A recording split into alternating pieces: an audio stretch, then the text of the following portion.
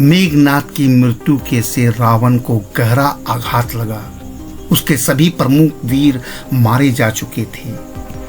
युद्ध में सेना का अधिकांश भाग नष्ट हो गया था।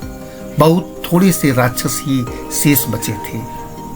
वे भी लड़ते लड़ते थक गए थे। वे भयभीत थे।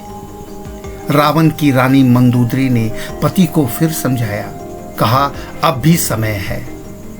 राम से अपनी गलती के लिए क्षमा मांग लीजिए। सीता को सादर वापस कर दीजिए। राम महान है, दयालु है, वे आपको क्षमा कर देंगे। रावण के ऊपर तो काल मंडरा रहा था। उसकी मति भ्रष्ट हो गई थी। पत्नी की बात उसने नहीं मानी। उसका अहंकार बहुत बढ़ गया था। उसे अपनी शक्ति का घमंड था। घमंडी का सिर हमेशा नीचा होता है। राम रावण युद्ध को 13 दिन हो गए थे। 14वें दिन रावण रणभूमि में आ डटा। वह सोने के रथ पर सवार था। अनेक राक्षस योद्धा उसकी रक्षा कर रहे थे। रावण को रणभूमि में देखकर श्री राम पैदल ही आगे बढ़े। उनके पांव में जूते तक नहीं थे। रथ और कवच भी नहीं था। विभीषण ने यह देख राम से कहा, रावण महापराक्रमी है। आप बिना रथ और कवच के उसे कैसे जीत सकेंगे?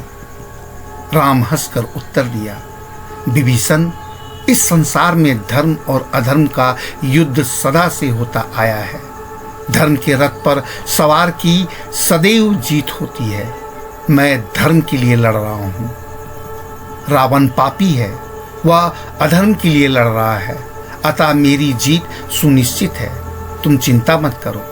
राम ऐसा कह ही रहे थे कि स्वर्ग से देवताओं के राजा इंद्र ने अपना रथ राम के लिए भेज दिया।